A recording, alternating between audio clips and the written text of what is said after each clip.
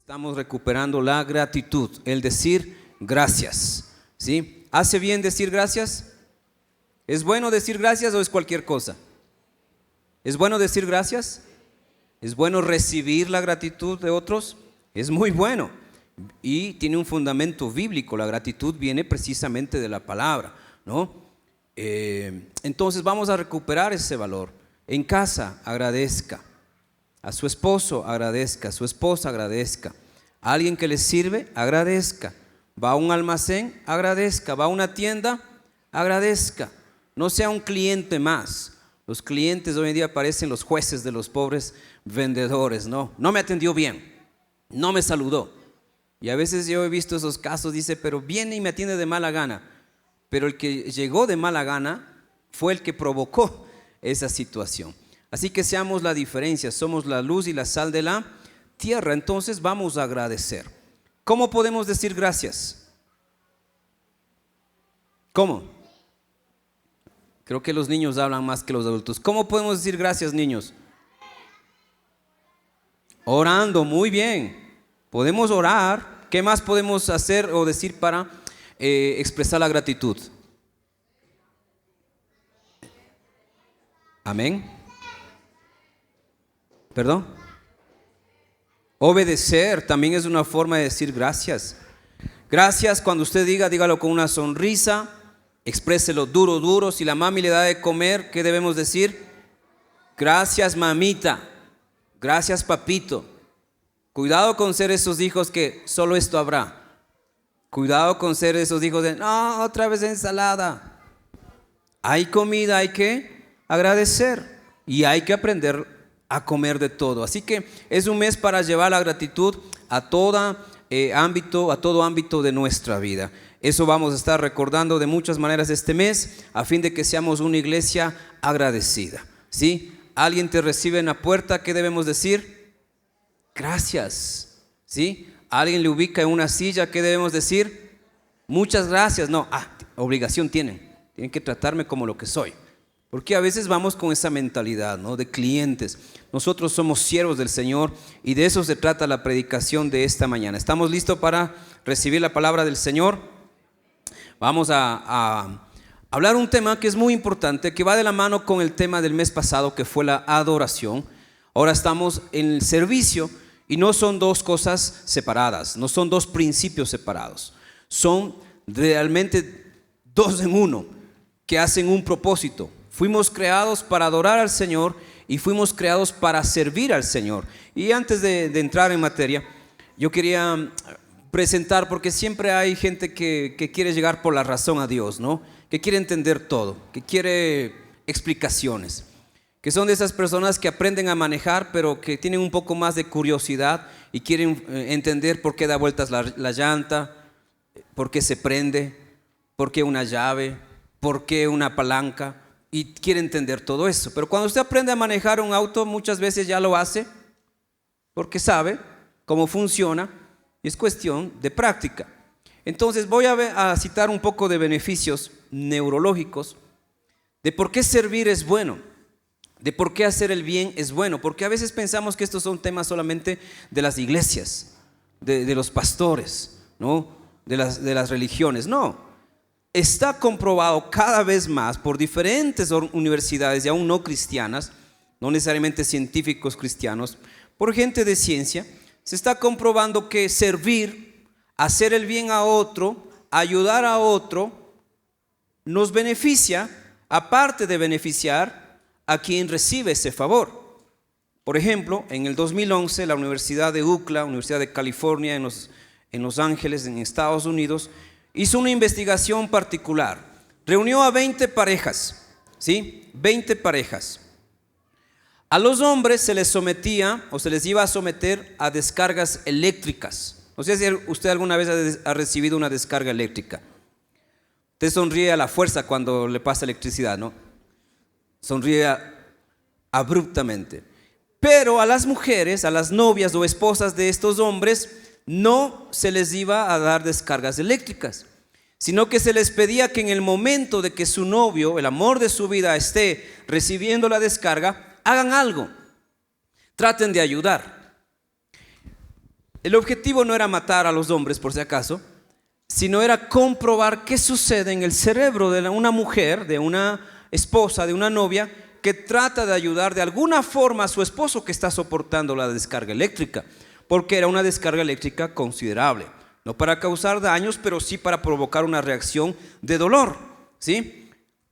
Entonces se ejecutó el experimento y se comprobó que en todas las mujeres, haya estado bien su relación o no, haya estado peleados o no, sea la pareja, el hombre de su vida o no, pero al momento de tratar de ayudarle cuando su novio, su esposo estaba sufriendo la descarga eléctrica y ellas buscaron hacer algo como alentarle, como decir soporta, o como tomarle de la mano y decir estoy contigo, intentaron algo, se comprobó que se activaba en las zonas cerebrales la parte especial de la zona de recompensa. Es decir, entregar ayuda hacía que en el cerebro se active ese grado de placer, de recompensa de lo bueno que es ayudar. Pero luego se les pidió que no hagan nada mientras su novio, su esposo reciba la descarga eléctrica, ¿sí? No sé si alguien quiere ser parte de un ejercicio así, pero con descarga de 220 para ver a qué extremo podemos llegar, ¿no? Alguna hermana quizás diga, no, él soporta un minuto más, siga nomás, no le suelte, quizás así cambie. Entonces se les pidió en cambio a las mujeres que en la segunda parte del experimento no hagan nada, no digan nada. Mientras el hombre temblaba o recibía la descarga, no debía hacer nada. Entonces se comprobó que el no hacer nada, el quedarse solo viendo, impotente de actuar, hacía que en cambio no se active la zona cerebral de recompensa y al contrario, se activen las zonas de estrés, de dolor, de preocupación. Entonces, entre varios aspectos de esta investigación se concluyó que hacer el bien beneficia al dador del bien, pero no hacer el bien te provoca situación de insatisfacción, de estrés, de impotencia por no haber actuado. Y experimentos como estos se siguen haciendo. Por ejemplo, hoy en día se comprueba también que los bebés, los niños pequeños de hasta 2-3 años, son muy beneficiados cuando hay un padre que le estimula en el servicio de dar y devolver.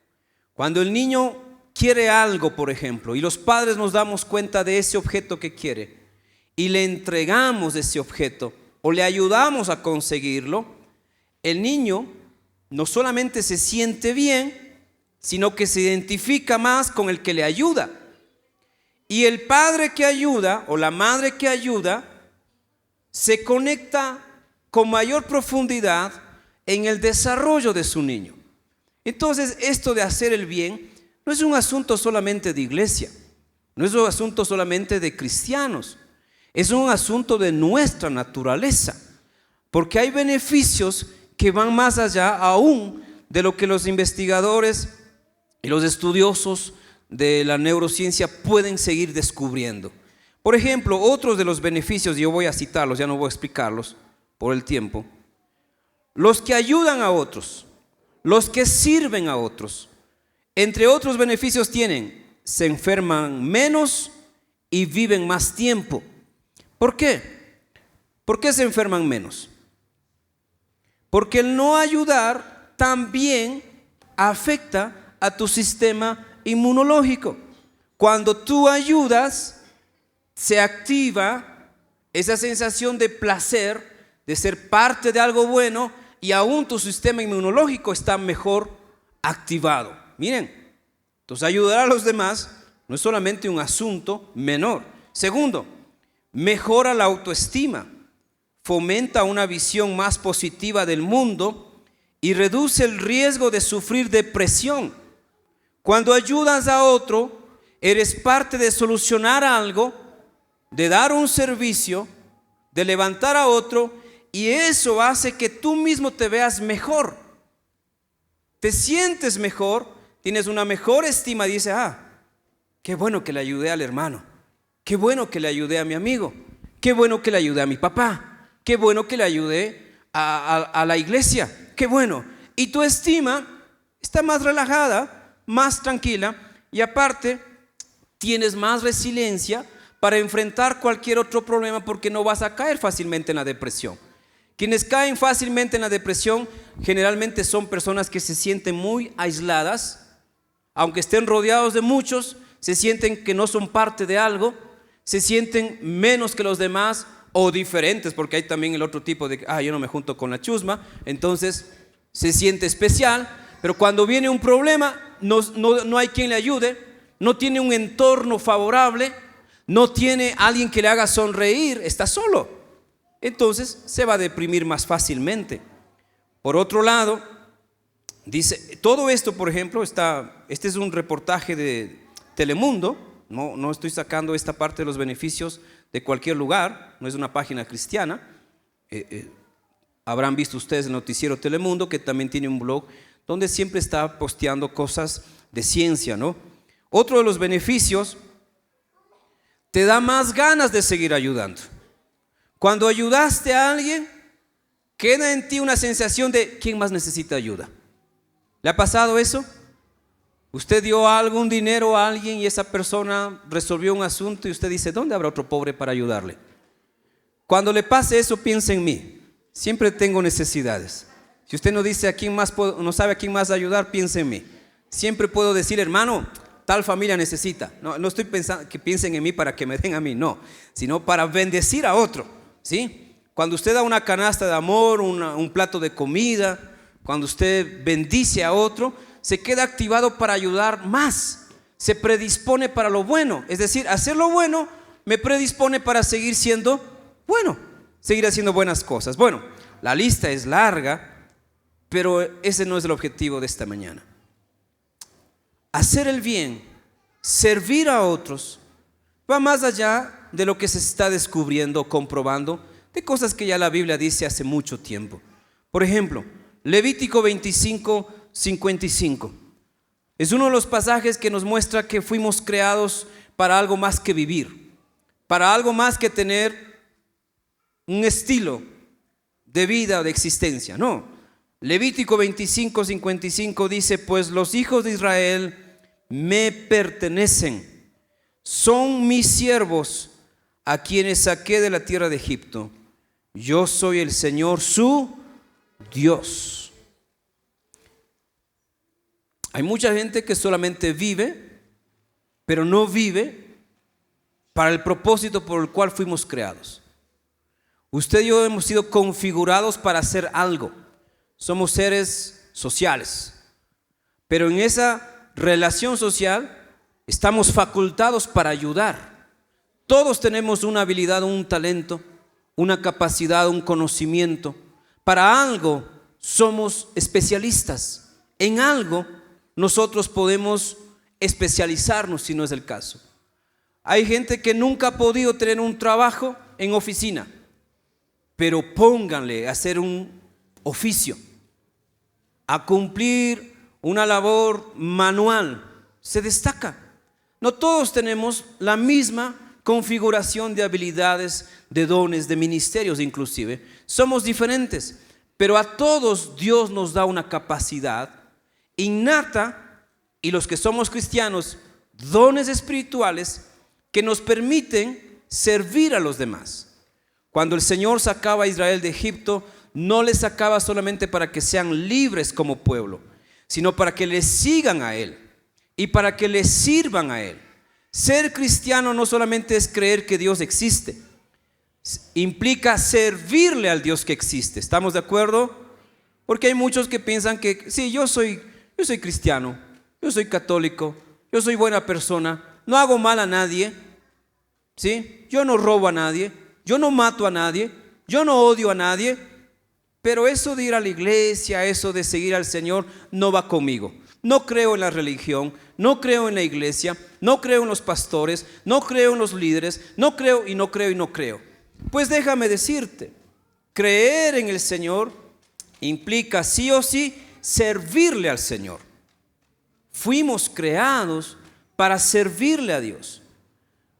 Parte de nuestro propósito es adorar, pero adoramos también con el servicio. Por eso les dije que los dos van de la mano. Inclusive se entremezclan, ¿no? Porque cuando hago algo para Dios, también estoy sirviendo y estoy adorando. Cuando la gente no tiene un propósito, vive para cualquier cosa en la vida. Estoy estudiando últimamente algo de coaching y es interesante cómo lo de la palabra de Dios hoy en día se riega por el coaching. Claro, no se dice que es bíblico, no se enseña que viene de un Salmos, de un Proverbios, que viene de tal pasaje bíblico, simplemente se dice cosas, ¿no? Y hoy en día en el coaching se habla mucho de tener un propósito, de que la gente descubra un propósito. Eso ya está en la Biblia hace miles de años. La persona que tiene un propósito, un para qué vivir, tiene un norte a seguir, pero no cualquier cosa puede ser un propósito. Porque no fuimos creados, por ejemplo, únicamente para ser, por ejemplo, padres o madres. Es hermoso ser papá. Yo mismo quisiera tener 20 hijos más, que ya los dos están creciendo y es como que extraño el olor de pañal, extraño el olor de popó. Tengo por ahí una insatisfacción de no haber bañado bien a mis dos hijos. Les bañé no mucho, pero uno se me cayó en el piso de la bañera, otro casi se me fue en unas olas del mar cuando nos fuimos a Atacames. Entonces tengo esas cosas que corregir, que quisiera mejorar. Y ser padre es hermoso, ser madre es hermosa, pero Dios no nos creó solo para ser padres, ¿o sí? Hay un propósito que trasciende las etapas de la vida y las facultades que Dios nos dio. A usted Dios le dio facultades propias, a mí me dio algunas en común con usted y otras que me hacen diferente, pero no vivo para mis facultades. No es el propósito de Dios mis facultades. Hay quienes pueden ser buenos para liderar, pero Dios no te creó solo para ser un líder. Dios te creó para sus propósitos. Nuestros propósitos son así de pequeños comparados a los propósitos de Dios. Cuando tú le sigues al Señor vas entendiendo mejor esto. ¿Sí? Yo vengo de una escuela de fracaso de mi vida. A mis 19 años decidí ya no estudiar la universidad porque me matriculé en ingeniería de sistemas en una escuela politécnica donde tenía que caminar 1 hora y 20 más cada día para llegar a clases, pasar todo el día en ayuno porque no tenía para comer durante los tiempos muertos de las clases, y al final del semestre pasé el semestre con buenas notas, pero no podía más. Estaba enfermo y aparte no tenía dinero y mis padres necesitaban dinero. Entonces me boté porque dije, no puedo más, tengo que trabajar. Y algún día voy a estudiar mientras trabaje. Pasó 1 año, a lo mucho, y tenía un trabajo como profesor y estudiaba en la noche. En esa época no había nada de virtualidad, ¿no? Todo era presencial. Así que trabajaba hasta 1:30 de la tarde, a las 2 entraba a otro trabajo hasta las 5 de la tarde y a las 6 tenía que estar en la universidad. Entonces mi vida se volvió así. Me matriculé en la primera escuela que hubo en la Universidad de Chimborazo, la escuela de música, porque yo era medio músico. Así que yo quería servirle a Dios con la música. No quería estudiar tampoco así porque sí, sino servirle en la alabanza. Y una facultad de música pues caía bien, ¿no? Entonces estaba en ese ritmo, saqué buenas notas, gané una beca. Ya nos habían dicho desde el principio que los mejores promedios tendrían beca para el siguiente semestre. Íbamos a pagar 40-50% del valor en el siguiente semestre. Así que yo me esforcé. Pero no fue fácil. Yo trabajaba de profesor hasta la 1 de la tarde y de 2 a 5 soportaba 20-30 adolescentes de una clase también. Y luego iba a la universidad. No tenía tiempo casi de comer. Era de los profesores que comían en el bar de la institución. No sé si hay todavía esos casos, que uno no come en un restaurante, sino va al bar de la escuela y tienes una deuda de 1 mes que no has pagado, pero sigues comiendo porque tienes hambre, algún día pagarás, y luego te ibas a la universidad en la tarde. Yo iba muy cansado. Entonces todo un semestre gané la beca y dije, wow, chévere, primer semestre, solo faltan 7. Ya, 7 semestres más pasarán rápido. Mi sorpresa cuando voy al periodo de matriculación del segundo trimestre, la escuela cerrada, anuncios en ventanillas de que debemos cambiarnos y buscar otra escuela. Así que todo lo que fue un sacrificio para mí, ya me había independizado de mis padres, ya me mantenía por mi propia cuenta, vivía en una casa que en esa época ya arrendaba en $120 más o menos mensual, era una casa grandecita, y ahí yo, imagínense, frustrado. Entonces dije, no, Dios no quiere que yo estudie. Él no quiere que yo estudie, porque si el Señor quisiera se abrirían todas las puertas y todo estaría a fluir, a pedir de boca, porque no soy una mala persona, porque no quiero hacerlo eso para mi propio placer.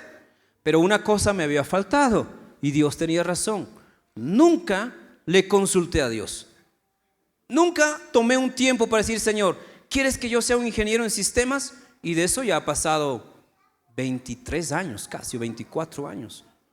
Imagínense, hoy estaría hablando de una carrera de 24 años, de una de las carreras que en esa época estaba en auge, recién comenzando, la ingeniería en sistemas.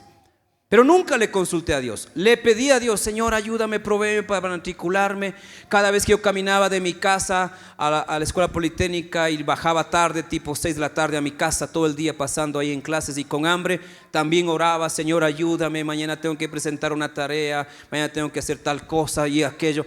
Pero nunca le dije, Señor, ¿tú quieres que yo estudie eso? Fue el pequeño gran olvido. Algunos tenemos fe para pedir, pero no tenemos fe para obedecer. ¿Qué es más importante? ¿Pedir u obedecer? ¿Qué es más importante? ¿Qué más nos gusta hacer? ¿Qué es más fácil? Pedir. Señor, bendíceme, Señor, dame, Señor, respáldame, Señor, ábreme puertas. Y yo estaba en ese nivel de cristianismo, pidiendo mucho, pero nunca le había preguntado, Señor, ¿quiere que estudie ingeniería en sistemas? Nunca le pregunté. Y nunca, cuando me boté de esa carrera, dije, Señor, ¿quieres que salga? No, yo tomé la decisión. Yo me fui. Luego, con el otro fracaso de la escuela de música, miren qué polos opuestos que yo tengo, ¿no? Sistemas y música, como que no va muy de la mano, pero son parte de mis habilidades. Entonces, pero sin embargo nunca le pregunté y se cerró, y cuando se cerró yo interpreté mal y dije, no, Dios no quiere que yo estudie, así que no volveré a estudiar, dije. Miren, un joven de en esa época 22, 23 años a lo mucho, no volveré a estudiar porque Dios no quiere que estudie, y bloqueé mis deseos de estudiar. No necesitas ser malo para equivocarte. Muchas veces simplemente lees mal las cosas, interpretas mal el momento o aplicas mal lo que sabes de Dios. Pero años después yo caí en cuenta, nunca le pregunté a Dios, ¿quiere que estudie esto, Señor? Y como nunca le pregunté, yo tomé las decisiones solo. Bueno, pasaron los años y ustedes saben que las cosas cambiaron y Dios recompensó, organizó mejor todos estos fracasos anteriores, todo ese dinero invertido, todo ese tiempo perdido o mal aprovechado, y el Señor cumplió sus propósitos al final. Porque aunque no estudié sistemas ni música, Dios me dio otras formas de desarrollarme para servirle a Él, pero en estas nuevas formas yo sí le pregunté, esa es la diferencia. Así que cuando hice mi licenciatura en teología, yo sabía que era la voluntad de Dios que haga esta licenciatura. Yo estudié el bachillerato en teología en 3 años, mientras otros terminaban en 5, en 7, 8 años, yo estudié en 3 años. Porque cuando me animé a estudiar, le pregunté, Señor, ¿tú quieres que estudie? Sí. Entonces me metí de lleno. Y cuando terminamos el bachillerato en teología y fui a la licenciatura, venimos con mi esposa vendiendo todo. A los 2 años de casado vendimos todo. Eso es una locura. Miren, eso no lo hagan si Dios no les muestra. 2 años de recién casados, pastoreando en el Puyo, teniendo nuestro primer nido de amor, teníamos buenas cosas, y el Señor un día me llama a venir al seminario aquí en Quito. Y yo me quedo frío porque del Puyo a Quito hay mucha distancia y no me gustan las ciudades grandes. Yo prefiero los pueblos, las ciudades pequeñas. ¿Alguien tiene estos gustos también? Así que el primer pero para mí fue: Señor, Quito es muy grande y al menos en Quito solo hay gente orgullosa. Los de la capital se creen más que el resto del país. No, mentira. Pero me atemorizaba el tema del cambio. Segundo, tenía que dejar de pastorear y venirnos a estudiar en el seminario, donde no teníamos paga, sino teníamos que trabajar para pagar los estudios. No es que me estaban diciendo: ven y tienes todo pagado y tranquilo, solo te dedicas a estudiar. No, vengan, fue la invitación, pero tendrán que trabajar y pagar sus estudios. O sea, no era una beca en sí, era una invitación donde cada quien paga sus cuentas. Pero el Señor nos mostró y aceptamos en venir a estudiar. Pero eso implicaba salir del Puyo y qué hacer con nuestras cosas. Yo vine a conocer dónde íbamos a vivir porque quería tener una idea de dónde poner mi limusina, de dónde poner todas mis 20 computadoras, y las 5 plantas que tenía mi esposa en esa época, a ver cómo nos organizamos. Y vine y vi que era pequeño y le dije a mi esposa: no va a entrar. Solo tus 5 plantas entran. Mi limusina tengo que vender, mis computadoras tengo que vender, mi televisión de 100 pulgadas tengo que vender, porque no entra ahí. Así que tomamos una decisión y en 2 días vendimos todo. En 2 días. Qué loco, ¿no? Al punto que por ahí un pastor le dijo a mi esposa que yo era el peor marido del mundo. Porque ¿cómo alguien recién casado se atreve a vender todo y llevarle a su esposa a vivir por fe? Miren, un pastor, ni siquiera un ateo, ni siquiera un enemigo de la palabra, sino un pastor. Porque a veces leemos malas cosas. Pero cuando Dios te muestra algo, la obediencia es mejor que pedir lo que tú quieres que pase. Así que vendimos y con ese dinero llegamos acá a Quito, con $2 millones, para estar tranquilos, no sufrir nada, salir a los pinchos de Carcelén de 50 centavos que había en esa época acá al frente, el único chifa que había acá, a $2.75 creo que el plato, y nos comíamos 10 platos los dos. No pasamos sufrimiento, no, sí sufrimos, porque tomamos otra decisión más loca todavía.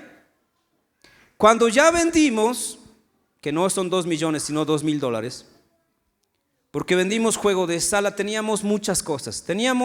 No teníamos hijos, pero ya teníamos para 5 hijos siquiera. Allá, todo. Vendimos todo: comedor, refrigeradora, cocina, vajilla. Teníamos muchos edredones. Y en el Puyo no necesitas muchos edredones por la temperatura, pero teníamos quizás unos 12 edredones de gente que nos había regalado por el matrimonio. Recibimos muchísimos regalos de nuestro matrimonio, así que teníamos guardado muchas cosas. Vendí juegos de sábana, media, hasta calzoncillos vendí porque eran nuevitos, no estaban usados. Yo hice una gran venta de garaje, en 2 días yo puse remate de cosas nuevas. Entonces la gente llegó y se vendió rápido. Pero con ese capital llegamos acá y nos damos cuenta que en el seminario tú podrías trabajar 3 horas obligados y aparte hacer horas extras. Entonces, como nosotros venimos de otra cultura, no vengo de la cultura de estar pidiendo, me enfermo, tráiganme una ofrenda, no. Entonces nos dimos cuenta, las clases eran 3 horas de clase presencial, más 3 horas de tarea, 6 horas, más 3 horas de trabajo obligado, 9 horas.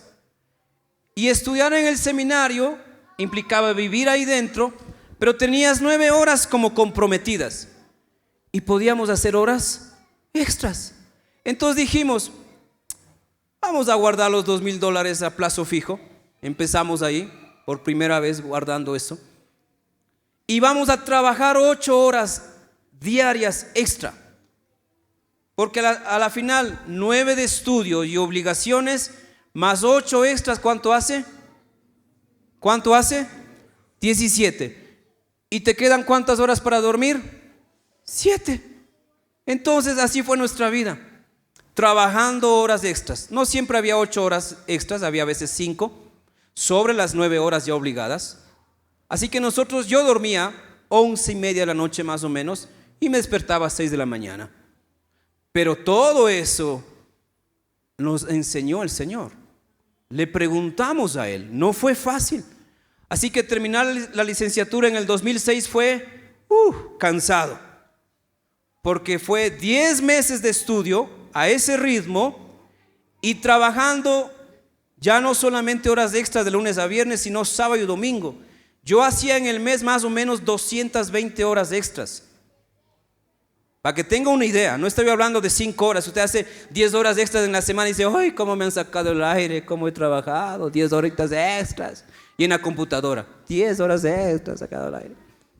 Yo cargaba, limpiaba baños, sacaba mala hierba, regaba agua en las plantas, lavaba vajilla, hacía compras. Yo me iba a hacer compras para el seminario, al centro de convenciones, en bus, en camioneta. Yo tengo muchas imágenes. Si usted vio hace 15 años a un hombre sobre un pilo de saco de papas, de zanahoria, de remolacha, arriba de esos sacos, cuidando así, que iba así, tal vez era yo. Yo pasé muchas veces por aquí, de la Ofelia al seminario, en camionetas, porque teníamos que alquilar camionetas. Y ahí yo iba.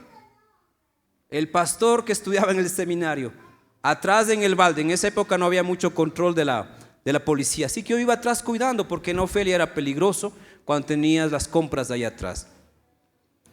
Fuimos creados ¿para qué? Para servir a Dios. Pero servir a Dios no es fácil, es complicado, pero es lo mejor. ¿Eso no es lo mejor? Es lo mejor. Tú puedes dedicarte a 20 años a una profesión, pero si no está alineada al propósito de Dios, lo único que vas a tener es dinero, experiencia, bienes, pero no estarás en el propósito de Dios. El propósito de Dios te lleva a bendecir a personas. Así que cuando terminamos la licenciatura, vieron nuestro trabajo y nos dijeron, ¿no quieres administrar el centro de convenciones? Dije, claro, pero tengo que preguntarle a Dios primero. Porque vinimos del Puyo y nuestra idea era regresarnos al Puyo o a Riobamba, nuestra ciudad, a comer hornadito, a comer yapingachos, fritadita, chicha de jora, es muy rica. Señor, ¿qué hacemos? ¿Nos quedamos o nos vamos? ¿Usted le ha preguntado a veces a Dios decisiones así? ¿Le ha consultado a Dios? Porque quedarnos era también un riesgo.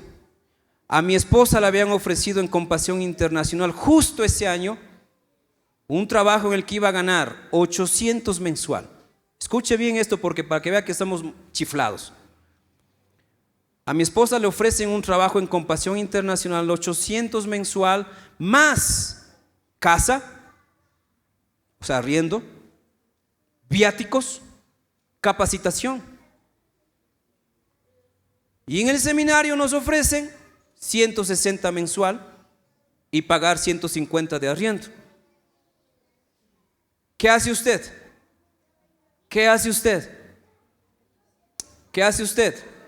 Pastor, ni tonto pues, o sea, me ofrecen 800 y en su ciudad para que coma la fritadita, el hornadito que no hay por acá, que es muy rico.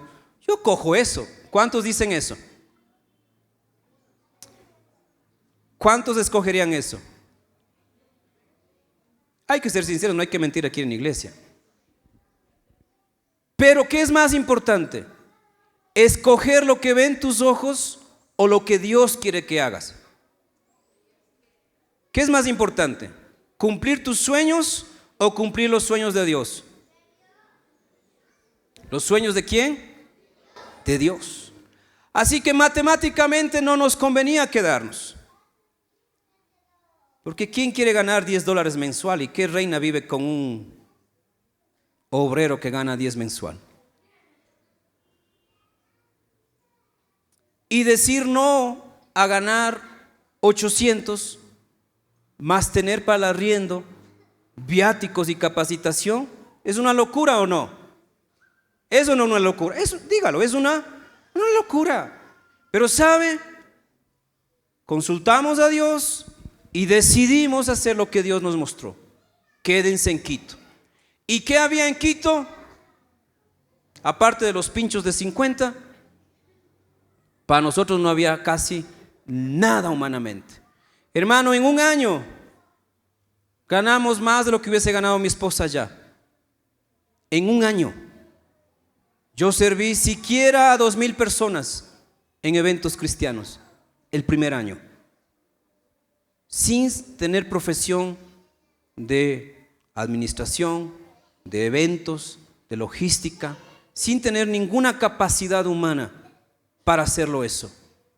Cuando tú decides servirle a Dios, es Dios el que te guía en el camino, es Dios el que te bendice, es Dios el que te conecta, es Dios el que te abre puertas, es Dios. Así que no tomes decisiones de servir a Dios por dinero, por conveniencia, por sentimientos, por profesión. No, tienes que consultarle a Dios y hacer lo que Él te dice. Así que fuimos a Compasión Internacional para que mi esposa diga no, porque ya la habían seleccionado de más de 150 candidatos, le seleccionaron a ella. Y fuimos el primer día de trabajo, porque ellos ya daban por sentado que ella venía a trabajar. Le acompañé y ahí estaba aquella persona que le estaba contratando. Y dice, muy bien, bienvenida, bienvenida, mira, es tu primer día, bla, bla, bla. Y mi esposa dice, déjeme decir algo. No, tranquila, luego me dices, mira, acá vas a trabajar, hermano, quiero decir algo. No, después hablamos. Déjame primero, te hago la inducción, te oriento, tus compañeros. Mi hermano, decía Lucy, quiero decir algo. No, después hablamos, hasta que mi esposa habló más fuerte. No voy a trabajar aquí. ¿Qué? Dijo. Porque nosotros somos expatrocinados de Compasión. Así que hay una conexión con ese ministerio. Y él dice, ¿por qué no? ¿Qué te están ofreciendo aquí, en Quito?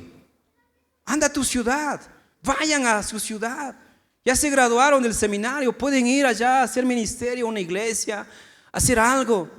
Y mi esposa, que tenía que hablar en ese momento porque ella era la que estaba diciendo el no a su nuevo jefe, le dijo, porque Dios quiere que nos quedemos. Y como varón, ¿cómo cree que yo me sentí? Por un lado dije, con $10 le convencí a esta mujer. Qué bestia, yo soy labioso, seré muy guapo, no sé, pero por $10 se dejó convencer. Otras ni con 1,000, ¿no? Pero yo con $10 le convencí. Jamás, fue Dios. Y segundo, una gran responsabilidad. Porque ¿qué iba a pasar si después nos iba mal? ¿Qué iba a pasar si después nos iba mal?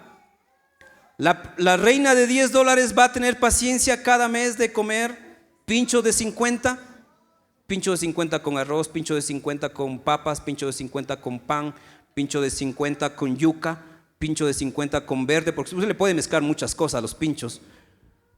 No, pero Dios que te da el camino va contigo en el camino. ¿Qué decisión tienes que tomar? Tómala para la gloria de Dios. Y tomamos la decisión para la gloria de Dios.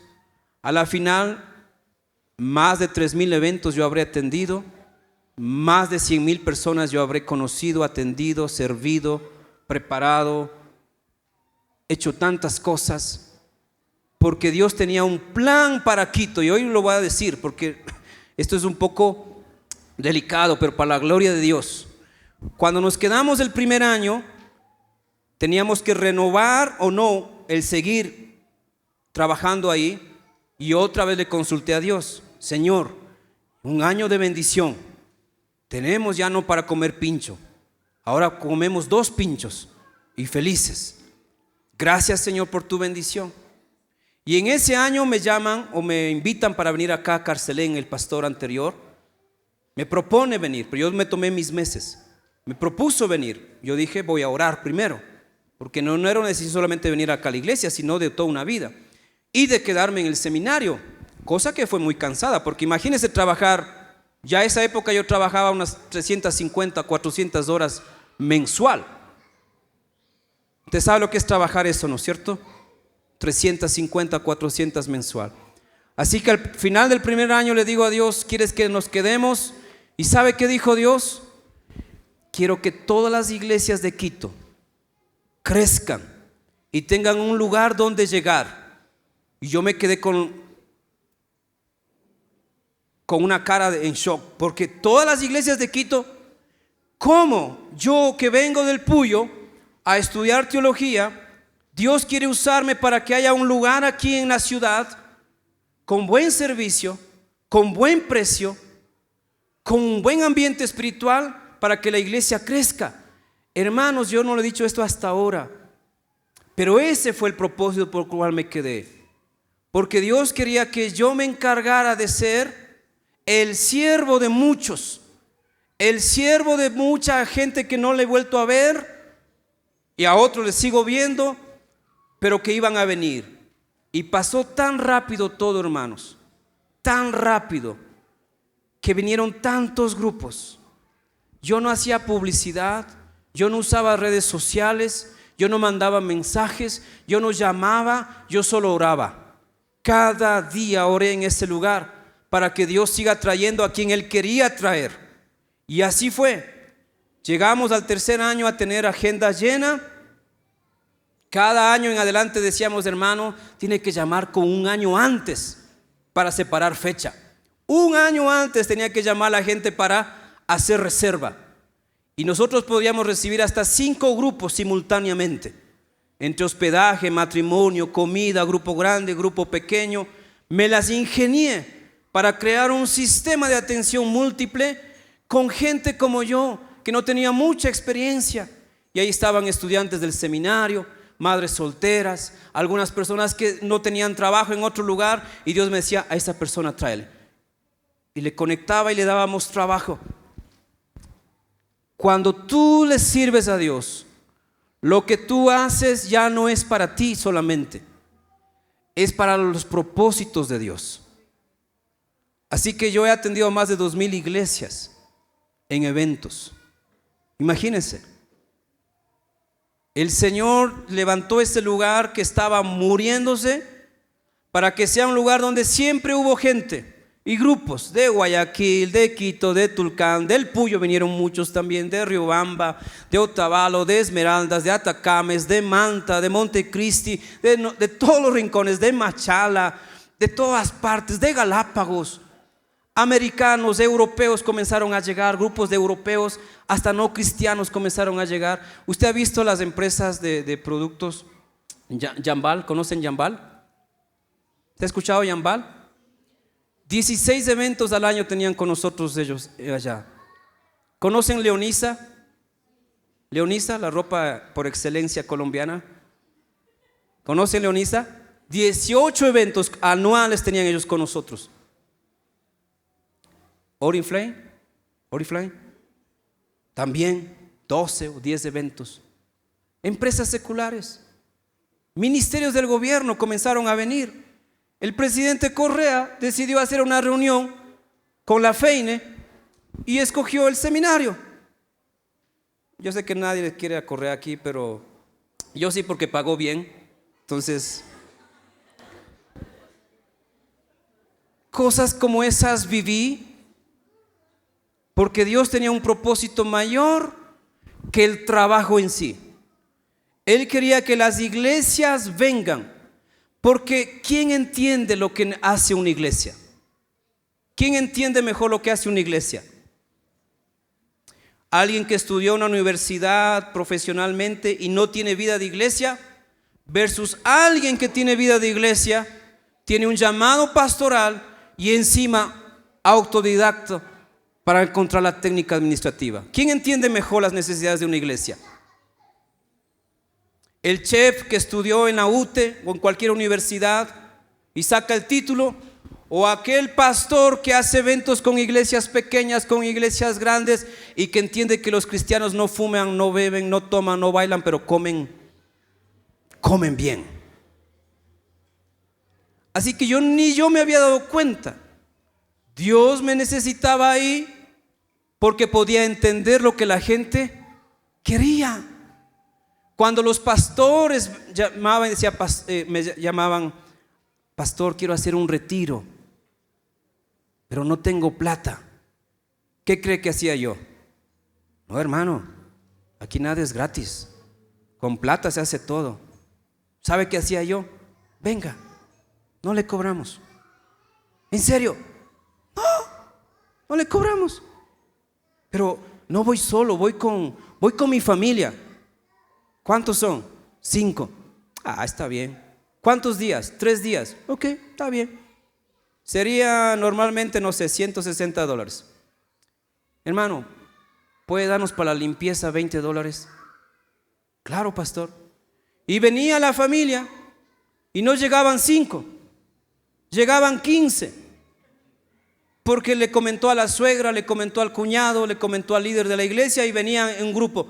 Y yo decía, hermano, pero solo preparé para 5. No se preocupe, pastor. Usted sabe, donde entramos 5, entramos 15. Está bien, hermano. Pero miren, no tengo más espacio, pero puedo darle colchón, sí, al piso, pastor, ahí. Y unas cobijitas. Y de paso me trae una agüita, pastor. Está bien, no se preocupe. Le traeré la agüita, siervo de Dios. Hermanos, yo viví tantas cosas como esas que solamente entendía que era el propósito de ¿quién? De Dios. No siempre necesitas tener el cartón, necesitas tener el corazón del que sirve a Dios. Mira las cosas de Dios. Así que fuimos creados para servir a Dios. Número 2, el propósito mismo de la vida de Jesús. Marcos 10:45. Porque el Hijo del Hombre no vino para ser servido, sino vino ¿para qué? Para servir. Mire, ¿quién lo está diciendo? El que creó los cielos y la tierra. El que venía a entregar su propia vida por un mundo lleno de pecado. Dice, el Hijo del Hombre no vino para ser servido, sino para servir. No puedes tú tener un corazón de cliente, de crítico, de usuario, sino un corazón de siervo como el de Jesús. Él lo tenía claro. Él vino para ser el siervo de todos y para dar su vida en rescate por muchos. ¿Qué mejor ejemplo que el del Señor? Tú tienes ahora 20 años, 50 años, 80 años. La mejor vida no se mide por años, sino por propósito. Si vives para los propósitos de Dios, verás la gloria de Dios. Moisés, ¿para qué vivió?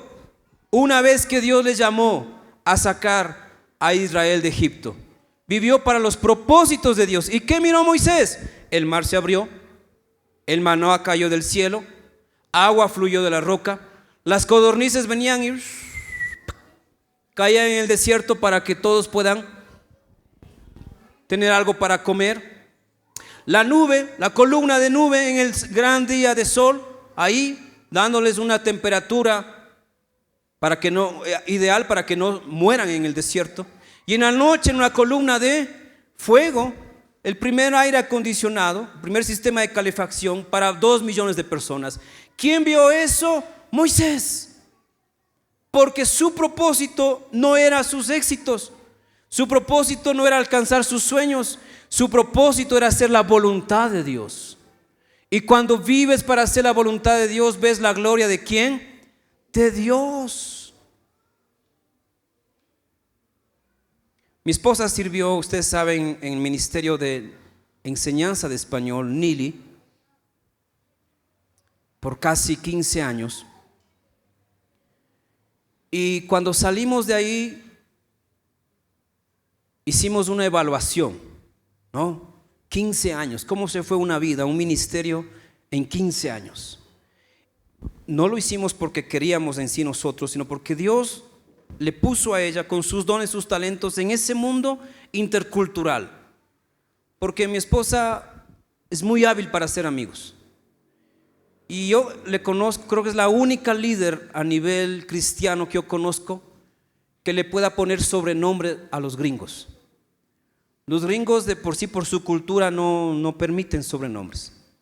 ¿Sí? Tiene que llamarle por él, por el nombre, el apelativo que ellos a lo mejor tienen en familia, en vez de decir Mike, a lo mejor Mike, cosas como esas. Pero mi esposa, en sus habilidades interculturales y su carisma cristiano, tocaba corazones, tenía conversaciones de ministerio con gente de otra cultura que uno diría es que con el inglés se puede hacer todo. No, tenía que tener a veces traductor para hablar de cosas personales. Tiene una habilidad increíble. Pero en esta parte de los apodos, por ejemplo, yo me acuerdo, y algunos gringuitos si ven esto saben a quién me refiero, a uno le puso el sobrenombre de Mamish. Usted no ha escuchado ese sobrenombre, ¿no es cierto? Mamish, Mamishko. Y mi esposa tenía una forma especial de bendecir al punto que los gringos le dejaban a ella hacer cualquier cosa. Si ella le decía Mamish, ellos sonreían y eran felices. Pero Mamish es un sobrenombre, no aprendan esto por favor, es un sobrenombre para decir a alguien que a veces no piensa bien y se equivoca. Así que en cierta manera es como ofensivo, pero al mismo tiempo como de confianza. Y entonces a algunos les ha dicho Mamish, a otros les ha cambiado el nombre y en vez de decirles su nombre traducido al español que a veces los gringos quieren tener, por ejemplo si allá son Paul, aquí quieren llamarse Pablo, ¿no es cierto? Mi esposa les pone otro nombre, Polito por ejemplo, Polito. ¿Y se acuerdan que había una bebida fría, Polito? Un helado, ¿no es cierto? Entonces los gringos se reían, ¿por qué me pusiste Polito? No, porque suena mejor. Y no se ofendían. Había una conexión espiritual. Así que hicimos una evaluación en los 15 años y habíamos recorrido en viajes 160,000 kilómetros de viajes con grupos americanos. Y ni una sola vez hubo un accidente, hubo un problema en el camino, hubo un siniestro, peor aún, nada, cero, literalmente. Una bendición increíble, porque sabe lo que es vivir 15 años viajando en el país y enfrentándose a cambios de clima, retos mecánicos con los autos, los caminos que no siempre son buenos en nuestro país. Cero. Luego hicimos una evaluación de impacto. En esa época había servido a más de 256 gringuitos, estudiantes. De los 256, solo una persona no está en el ministerio. Todos los demás están en una iglesia, en un ministerio, en una fundación cristiana, en una universidad cristiana, en un negocio cristiano, casados con cristianos. Solo uno de 256 no está en el ministerio. Sin darnos cuenta. Dios, cuando nos trajo a la ciudad de Quito y nos detuvo aquí, no nos detuvo para prosperar humanamente, nos detuvo para hacer su voluntad. Porque si el Hijo del Hombre vino para ser servido, nosotros tampoco vivimos para que nos sirvan, sino que vivimos para servir. El poder del servicio es que cuando lo haces para Dios, Dios te respalda. Dios te abre puertas increíbles y pasaría el día testificando de tantas cosas. No sé qué momento de vida estás teniendo, pero es el momento de unirte al propósito de Dios para ti. A veces no es fácil entenderlo, cuesta mucho, nos costó lágrimas. En lo personal, a mí me costó dejar a mi familia, porque como hijo yo siempre he sido muy responsable con mis padres y quedarme en Quito para mí significaba desvincularme más por la distancia de mis padres y era un dolor emocional que yo tenía. Yo comía 10 pinchos de 50 y no estaba feliz porque no estaba cerca de mis papis. Y quizás algunos extranjeros y algunos que venimos de otra provincia nos cuesta eso, ¿no es cierto? Yo estaba en grandes eventos viendo milagros, aquí Dios me usó en la iglesia también, pero no estaba cerca de mis padres los primeros años, así que yo oraba por volverme a Riobamba. Yo oraba mucho, hasta llegué a ayunar. Señor, por favor, lo mismo que estás haciendo aquí, pero en Riobamba, ¿qué te cuesta? Sí, 4 horitas de diferencia, pero lo mismo, solo allá. Pero Dios fue muy claro cada vez. Y cada vez que me venía el arranque de irme, luego ya tuvimos nuestra casa en Riobamba y era como, tengo a dónde llegar, tengo dónde estar, no es problema, ¿no es cierto? Y el Señor, no es por ahí. Si el Hijo del Hombre no vino para ser servido, sino para servir y cumplir su propósito, nosotros no podemos anteponerle a Él nuestros sueños. Puedes hacerlo, pero vas a pasar 10, 20 años lidiando con eso para un día venir y decir, pastor, es verdad. Los propósitos de Dios son mejores que nuestros sueños. Los propósitos de Dios son mejor que nuestros anhelos. Los propósitos de Dios son mejor que nuestros planes. Y cuando hicimos esta evaluación de Nili, del centro de convenciones y de la iglesia, dijimos, para eso Dios nos trajo, para servirle. Y solo sirviendo nos pudimos dar cuenta de cuán poderoso es Dios. Yo en mi ministerio acá en Quito he visto milagros, gente de cáncer ser sanada. Un niño parapléjico caminó en un evento en el seminario. Era una fundación cristiana, la fundación que trabaja con niños de cristal.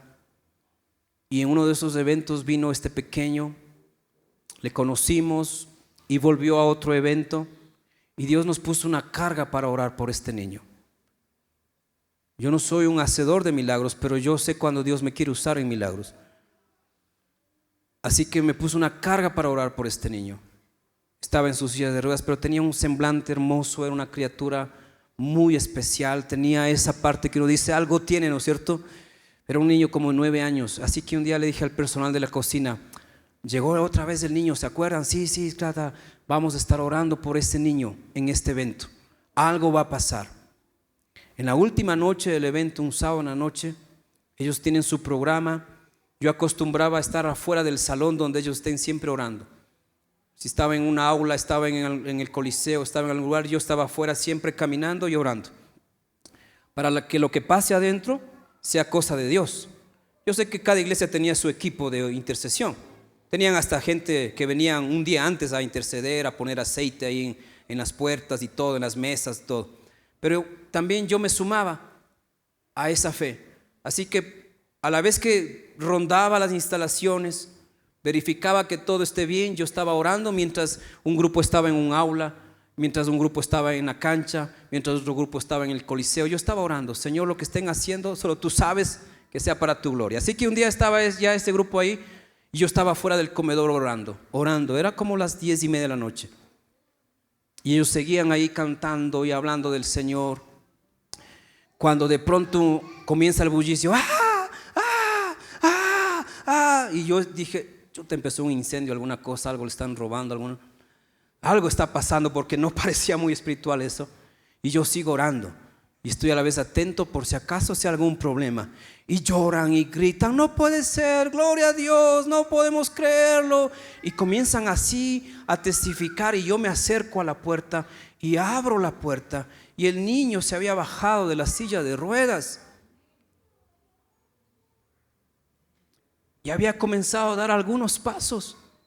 Y claro, la gente estaba asombrada y yo mismo me quedé como, y Dios como que me dijo, ¿no estabas orando por algo especial? ¿No le dijiste a las cocineras, a los cocineros que oren por ese niño? Y yo estoy ahí abriendo la puerta así despacio y le veo al niño de pie, así, y vuelve a dar otro paso. Cuando le sirves a Dios, vas por el camino en que verás la obra de Dios, más que el fruto de tu trabajo, más que el fruto de tus talentos, de tus capacidades, serás útil para los propósitos divinos. Así que me metí a la fiesta yo también ese rato. Ya entré nomás, permiso, pero yo también quiero ver lo que está pasando aquí. Y oramos y lloramos y alabamos al Señor, y el niño seguía de pie. No podíamos creer. ¿Cómo? Pero si nos hubiésemos ido a Riobamba años atrás, no hubiésemos visto ese milagro. Si hubiésemos decidido por el salario, no estaríamos viendo la mano de Dios interviniendo en tantas personas. Otra vez llegó un grupo de 40 presos. Uno de los ministerios del gobierno tenía un plan de rehabilitación con PPLs. Y un día me llaman, me dice: mire señor, un pastor acá en Guayaquil nos contó que usted administra bla bla bla bla bla, queremos llevar a un grupo de jóvenes. Yo de una, claro, de jóvenes, que vengan, pero tienen una condición especial. No se preocupe, acá oramos por los enfermos, acá nosotros bendecimos a los jóvenes. No son cristianos. Ok, bueno, está bien. La única regla es no fumar, no tomar. No se preocupe de eso. Están en un programa de rehabilitación social. Son muchachos que han salido de pandillas, son muchachos, algunos de la calle, algunos están en proceso de juicios por tráfico de drogas. En ese tiempo no había todavía tanta delincuencia como ahora, pero había este tipo de programas. Y me dice: queremos llevarlo por 5 días. Y me dice que ustedes también oran por este tipo de eventos. Sí, claro, Señor. Sí, claro, oramos. ¿Quién quiere tener 50 muchachos en su casa? Y a la final vinieron. Y Dios hizo otra vez milagros.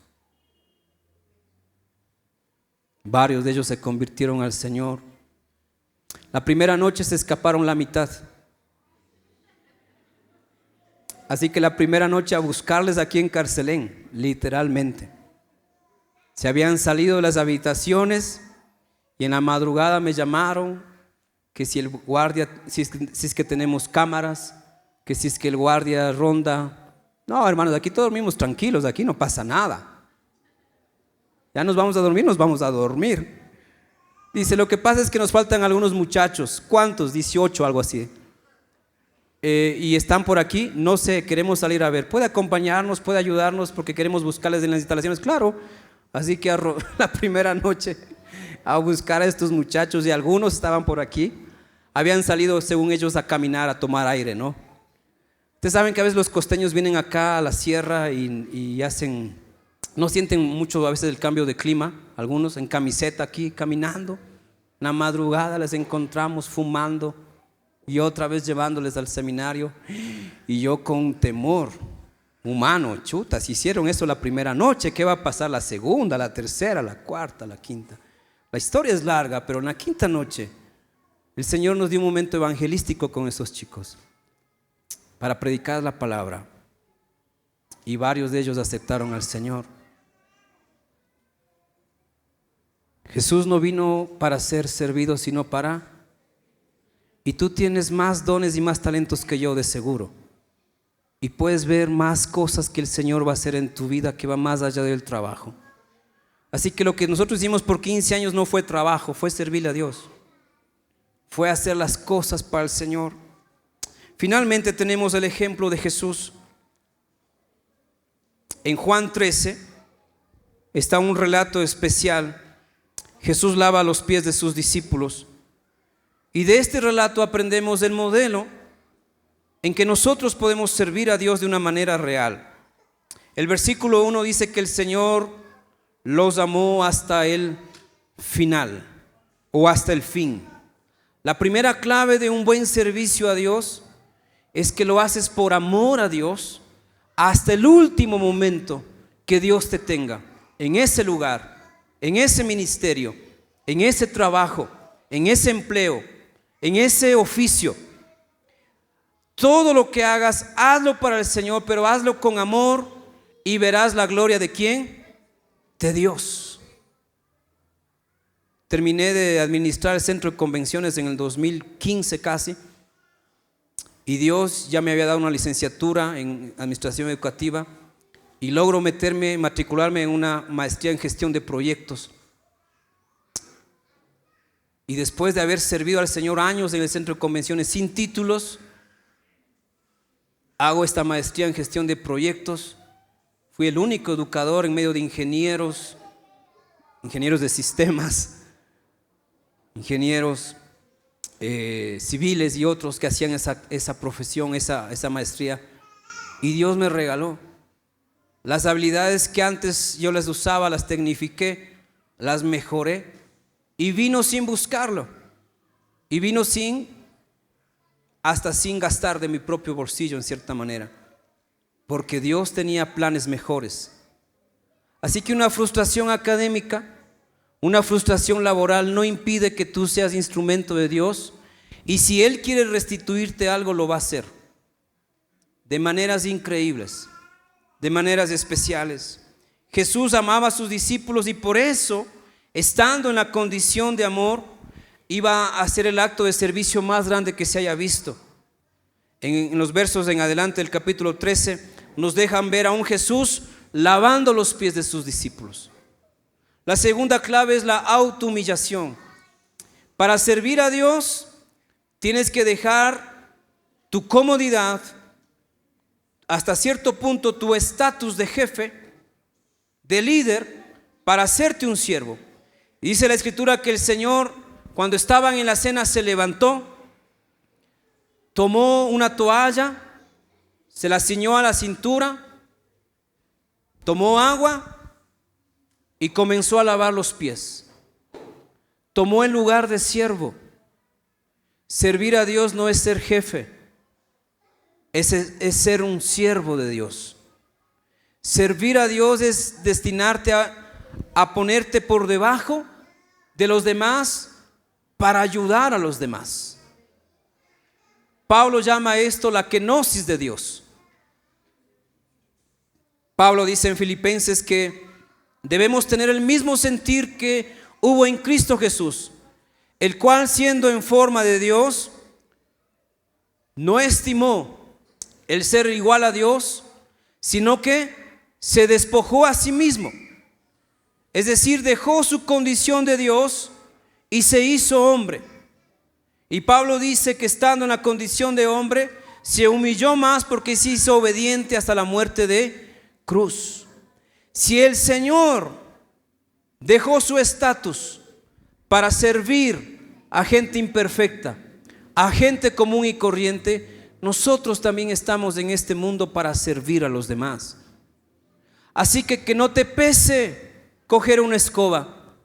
En esta iglesia al menos yo trato de que todos los líderes sepan lavar platos, todos los líderes sepan barrer, sepan cargar una silla, una mesa.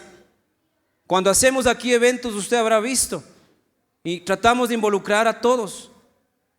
En la fanesca que hicimos recién se vendieron 152 platos de fanesca. El sábado anterior muchos de los hombres estaban picando allá adentro zapallo, estaban picando cebolla, estaban haciendo cosas que una hermana me dijo: hermano, ni en la iglesia ni en la casa mi esposo coge un cuchillo, y aquí está hecho el que ayuda en la cocina. Pues para que vea, en la iglesia también pasan cosas, cambios buenos que no haces normalmente en tu vida diaria. Así que servir al Señor es autohumillarnos, sacarnos nuestros trajes especiales y ponernos como Jesús, cargando, lavando, limpiando. El buen siervo de Dios no tiene problema de coger un trapeador y limpiar. Tercero, en este ejemplo de Jesús vemos que el que es el mayor sirve a los menores. Y el Señor lo enseñó. En el mundo los líderes se enseñorean de los demás, pero en el reino de los cielos el que quiera ser el mayor será el servidor de todos. Así que en lo que tú hagas, en lo que te ocupas, trae este principio, añade este principio a tu vida y sirve a los demás. Tal vez te pagan para ser el administrador de algo, pero también puedes recoger basura, también puedes sacar la basura del baño, también puedes limpiar la mesa, también puedes ayudar a otro que está cargando. No te pagan para que ayudes a los demás, pero lo hacemos como siervos de Dios, porque no estamos aquí para ser servidos, sino para servir a los demás. En muchas ocasiones, en muchos viajes con los gringos, nosotros les hemos enseñado a servir. Mi esposa en particular, que tiene este don más desarrollado todavía que el mío, terminamos de comer y pueden venir los meseros a recoger la vajilla, y mi esposa les enseña a juntar los desperdicios primero en un solo plato, a tener listo el plato tendido, el plato hondo, la cuchara, todo eso, y llevar a la cocina. ¿Usted hace eso en un restaurante? No, porque yo pagué. Están para servirme, al menos yo pago aquí por mi almuerzo $15, $12. Les enseñamos a los gringuitos a coger la vajilla, a llevar, a entregar, y aunque en pagado digan gracias. Gracias, estuvo muy rico. Gracias, estuvo sabroso. Y no solamente ahí, teníamos reglas como: si usted pide algo, pero no va a comer, no bote a la basura. Porque en la cultura americana, cuando tienen comida y no van a comer, ¿ha visto eso? Eso es real. ¿Qué hacíamos nosotros? Recoger. Si no lo has tocado, vamos a bendecir a alguien. Siempre teníamos tarrinas, fundas para llevar, o pedíamos para llevar. Salíamos del restaurante y les decíamos a los chicos: en el camino, sea en auto o a pie, busquen a alguien a quien bendecir y regalen ese plato de comida que usted pagó pero que no está comiendo. ¿Usted cree que eso no sirvió? Les abría los ojos a un mundo diferente. Cuando hablamos con los ex estudiantes, nos dicen: hasta ahora ya no he vuelto a botar los desperdicios. O pido lo que justo voy a comer, o llevo algo a alguien. No ha faltado los mensajes: Lucy, hoy le di al guardia en tal lugar mi almuerzo. Estuve con unos amigos y me acordé lo que tú nos decías que hagamos con la comida que no comemos. Y le di al guardia, y el guardia dijo: muchas gracias. Cuando tú tienes este principio, no importa cuánto Dios te haya dado, mucho o poco, siempre vas a compartir con los demás. Porque ves a los demás como superiores a ti mismo, dice Pablo. Número 4. Jesús dijo que Él nos había dado ejemplo de lavar los pies a los demás, y que así también nosotros tendríamos que hacerlo. ¿Qué es lavar los pies a los demás? Es complementar, es ayudar lo que otro no tiene. Ellos estaban compartiendo esa cena especial y seguramente se les pasó por alto que alguien lave los pies, y Jesús mismo, dejando su estatus de maestro, de Señor, se puso como un siervo doméstico. No tenía la obligación de hacerlo, pero por amor lo hizo. ¿Y qué es lavar los pies? Compartir de lo que tú tienes, de lo que sabes hacer, de lo que puedes dar en un momento que otro necesita. Y en lo espiritual es ayudar a que la vida de otro mejore. Estamos en un mundo donde cada vez más nos gusta que nos sirvan, pero el cristianismo no es de esa mentalidad. El cristianismo es encontrar de qué manera puedo ayudar a otro. La persona que está a tu lado también puede ser alguien a quien tú bendigas. Y en la calle encontramos a muchos, y en la familia tenemos a muchos. Si Dios te ha bendecido con un trabajo, piensa en ayudar a los que no tienen trabajo. Si te costó encontrar un trabajo 2 años, piensa en ayudar a aquel que también está buscando trabajo.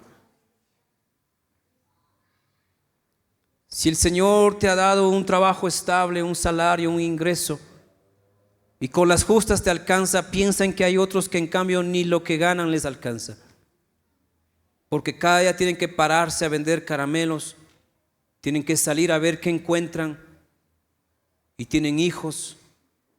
Y a veces hay gente que tiene tanto guardado en su casa y no comparte con los demás.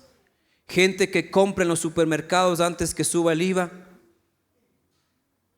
y luego se le dañan las cosas en la refrigeradora, en la alacena se le pasa o no come, cuando hay otros tantos que sí tienen necesidad. Lavar los pies a los otros es preocuparnos por los demás y ser los instrumentos de Dios para poder ayudar. Yo le dije que he lavado baños, ¿no es cierto? Y era algo que a mí no me gustaba hacer antes de venir acá a Quito. No me gustaba lavar el baño de mi casa. Lo hacía por obligación.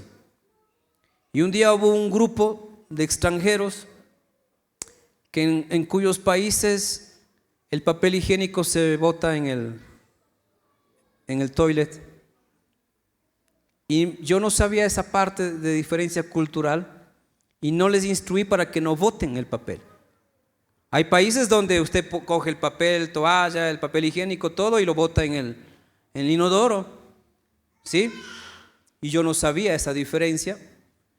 Y cuando vinieron este grupo por 2 semanas, imagínense la maestría que yo hice en lavar baños, porque los baños estaban tapados y no se destapaban fácilmente. Y a veces la bomba no funcionaba bien, la estrategia. Así que aprendí técnicas para destapar baños. Pero hasta aprender la técnica yo metí la mano inclusive en algunos baños, para que sea más cruda la cosa y vea que no está hablando alguien de teoría, ¿sí?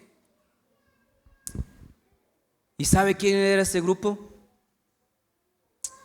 Grupo de misioneros que al inicio me daban ganas de traerles, decir, vea cómo está el baño, lave su cosa, su comida, su cosa. Y ahí el Señor me dio la primera lección de mi vida, de lavar los pies a los demás. Porque ellos salían de misión aquí en Quito a hacer actividades y regresaban en la tarde y encontraban los baños limpios. Y mi inglés muy básico en ese tiempo me llevó rápido a poner un letrero grande en cada baño: no bote el papel higiénico en la taza, ¿sí? Y con dibujito y todo para que se vea. ¿Y usted piensa que los huéspedes entendieron el mensaje? Al siguiente día, baños tapados otra vez. 15 días de lucha. Pero para ellos lo que es una práctica, un hábito diario, no podían cambiarlo fácilmente en 2 semanas. Así que todos los que lavamos baños de ese grupo aprendimos la lección. Aprendimos que lavar los pies a los demás es hacer aún las cosas que no te gustan, pero por la causa del Señor. Y ese grupo vino hasta ahora sé que está viniendo, no sé, ya serán 12, 15 años que viene ese grupo a hospedarse. Porque desde el inicio les entendimos, les servimos, incluso algunos de ellos sabían que habían tapado el baño y en la cena estaban avergonzados. Y en la cena se acercaban con el traductor y decía, Tim o el nombre que sea, dice que 1000 disculpas por el baño. Y yo le decía, tranquilo, no se preocupe, estamos para servir, que sigan tapando. Aquí nosotros estamos hechos para eso. Que ese no sea el problema, porque están bendiciendo a nuestro país. Vienen de misiones 15 días, trayendo regalos, bendiciones, donaciones para alguien. Entonces uno que está ahí en la cadena nada más de servicio, pues si me toca el baño, lo voy a hacer bien. Todo lo que hagas, dice Pablo, hacedlo como para el Señor. Porque a Cristo el Señor servís, y Él te dará la recompensa. Así que lo que hacemos tampoco queda en anonimato. Dios sabe. Finalmente, el servicio a Dios es el único camino para cumplir tu propósito de vida. Cuando Jesús lavó los pies de los discípulos, no solo les dio un ejemplo, sino que era una preparación espiritual para lo que iba a venir. El Hijo del Hombre iba a ser entregado, iba a ser sacrificado, iba a cumplir su misión y era necesario dejar bendiciendo a sus discípulos. Cuando tú buscas un propósito, asegúrate que ese propósito esté en Dios y si lo encuentras, mantente en el servicio, porque es el único camino por el cual tú vas a cumplir no solo el propósito de Dios, sino el propósito por el cual Dios te creó. Así que si el Señor sirvió, nosotros también deberíamos servir, ¿o no? Nosotros debemos imitarle a ese Dios que sirve, porque no fue solamente un hombre el que nos dio ejemplo, fue Dios mismo. Si hoy yo les sorprendiera y les dijera, hermanos, les voy a lavar los pies, ¿estarían dispuestos? ¿Les enseñas con el agua? Hay iglesias que practican todavía este ritual. Yo lo he hecho. Lo hice una vez aquí en Carcelén. Y estoy listo para hacerlo otra vez. ¿Le gustaría que le lave los pies? Pedro dijo, no, a mí no, tengo uñeros. Desde el viernes no me baño. Las medias que estoy puesto están rotas. Los zapatos son prestados. Jesús le dijo, si no te lavare, no tendrás parte conmigo. Si el Dios que nos salvó se hizo hombre para servirnos, para darnos ejemplo, nosotros también debemos servir unos a otros. Y tranquilo, no le voy a lavar los pies hoy día. No se estrese, pero lo haré. Venga listo, verá, ya le estoy avisando. Lo haré. Porque aunque no es un sacramento como tal, es un ritual que todo siervo debe vivir. Nos ponemos de pie. Somos la iglesia del Dios que sirve, del Dios que se humilló para que usted y yo estuviéramos mejor. Gracias a quienes nos acompañaron, les bendecimos, a los hermanos de YouTube, de Facebook, que Dios esté con ustedes, imiten a Jesús, el mayor de los siervos. Y acá